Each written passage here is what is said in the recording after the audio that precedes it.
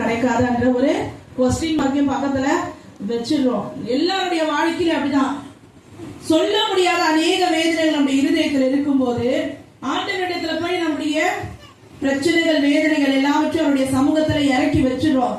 இறக்கி வச்சதுக்கு அப்புறமா நம்முடைய இருதயத்துல ஒரு சின்ன சந்தேகம் இருக்குது. நான் கேட்டு இருக்கேனே, எனக்கு கிடைக்குமா? இத்தனை நாள் நான் கேட்டுக்கொண்டு தானே இருக்கேன், இத்தனை நாள் என் வாழ்க்கையில கிடைக்கல என்ற ஒரு சந்தேகம் நம்முடைய மனுஷனா பிறந்த எல்லாருடைய இருதயத்திலையும் நிச்சயமா இருக்கதான் செய்யுது. ஆனா ஆண்டவர் சொல்றாரு, நீ அவரிடத்துல கேட்டுட்டியனா எனக்கு கிடைக்கும்ன்ற நம்பிக்கை உனக்கு வேணும். என் வழியை நான் அவரிடத்துல ஒப்புவிக்கும் போது, நான் அவர் மேல நம்பிக்கையா இருக்கும் போது என் காரியத்தை கர்த்தர் வாய்க்க செய்வேன். அந்த காலை வேளையில அவரிடத்துல நான் ஜெபிக்கிறேன், அவரிடத்துல நான் கேட்கிறேன். ஆனா கிடைக்குமா கிடைக்காதான்ற சந்தேகத்தோடு கேட்கிறேன். காலை வேளையில இந்த 9வது மாதத்தின் கடைசி வாரத்தில் அவரை ஆராதிக்கும்படியாக வந்திருக்கிற நீங்கள் நாம செய்ய வேண்டிய காரியம் என்ன தெரியுமா? எதற்காக இந்த வாக்குறுதி இந்த மாதத்துல கர்த்தர் கொடுத்தாரு? 10வது மாதத்திற்கு கால் எடுத்து வைப்பதற்கு முன்பதாக நான் முழுசா உங்ககிட்ட சரண்டர் ஆக போறேன். என் வழியை ஃபுல்லா நான் உங்ககிட்ட ஒப்புவிக்க போறேன்.